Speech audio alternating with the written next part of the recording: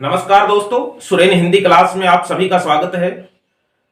बहुत से साथियों का फोन आ रहा है कि सिलेबस बहुत बड़ा है, आखिर पढ़ें कैसे, पढ़ने में नहीं आ रहा है। तो मैं बता दूं आपको कि सिलेबस, बहुत से ऐसे साथी हैं जिन्होंने बहुत कम समय में बहुत बड़ा सिलेबस कवर करके भी जो है वो अच्छे पद को हासिल किया है। व्याख्याता भर्ती परीक्षा में अभी हाल ही में बहुत से उदाहरण ऐसे गए हैं कि बहुत कम समय में तैयारी करने लगे और बहुत अच्छा स्कोर अपना उन्होंने दिया है। इस पृथ्वी के ऊपर, इस पृथ्वी पर जो ये काली खोपड़ी का जीव है, ये कुछ भी कर सकता है। ये समुद्रों को तैर सकता है, पर्वतों को फोड़ सकता है, घने जंगलों को पार कर सकता है। आप भी उसी श्रेणी के हैं, आप भी कुछ भी कर सकते हैं। इस कंप्यूटर युग से न घबराएं, क्योंकि मनुष्य ने खुद इस कंप्यूटर युग को इजाद किया है, इसलिए इससे न घबराएं। आप तो सिर्फ पढ़ने में ध्यान रखें, दिन रात पढ़ें, कुछ भी क्रिया करते रहें, नहाते धोते खाते पीते, आप कितनी भी सकर्मक अकर्मक क्रियाएं कर रहे हैं, उस दौरान आप सिर्फ अपने पाठ्यक्रम को ध्यान में रखें और जो कुछ पढ़ा है उसको ध्यान में रखें। दो चीज आपको कामयाबी दिला सकती हैं, एक आप अपने कॉन्फिडेंस को बनाए रखें और दूसरा आप जो है पॉजिटिव सोच जो है वो रखिए साथ। यदि आप अपने कॉन्फिडेंस को बनाकर रखेंगे और लगातार सिलेबस को ध्यान में रखते हुए तैयारी करते रहेंगे तो निश्चित है आपको सफलता जो है वो जरूर मिलेगी और आप लगातार जो है वो पढ़ते रहे। किसी ने बहुत खूब कहा है कि जल गया घर मेरा तो फिर बचा ही क्या है, कि जल गया घर मेरा तो फिर बचा ही क्या है, और बच गया मैं तो फिर जला ही क्या है। अपनी मेहनत का नतीजा है मुकद्दर अपना, वरना इन हाथों की लकीरों में रखा ही क्या है। तो ये अपनी मेहनत का नतीजा है।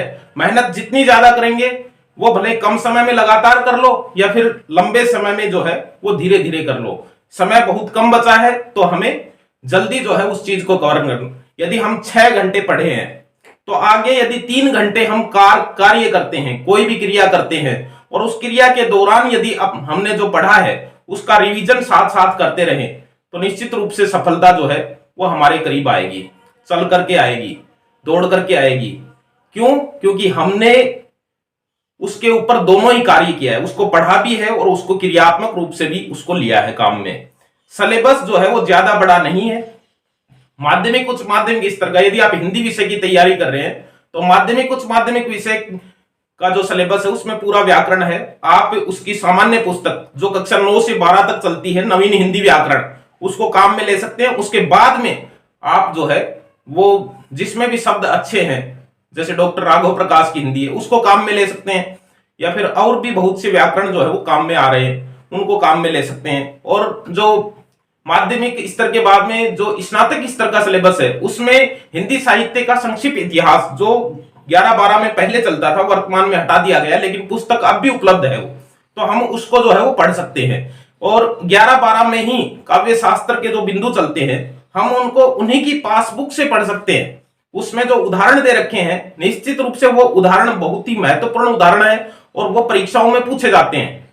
हालांकि उस स्तर के विद्यार्थी उसको याद नहीं कर पाते हैं। 11-12 के जो विद्यार्थी हैं वो उनकी किताब में जो लिख रखे हैं उनको याद नहीं कर सकते, लेकिन हमें उनको पढ़ करके वो सरल लगेंगे और वो उदाहरण जो है वो आरपीएससी काम में भी लेती है, तो इसलिए हम उनको काम में ले सकते हैं। शिक्षण विधियों का जो चैप्टर है वो तो एक सामान्य चैप्टर है, पहले भी चलता था, अब भी चलता है, और बहुत से वीडियो उसके मिल जाते हैं।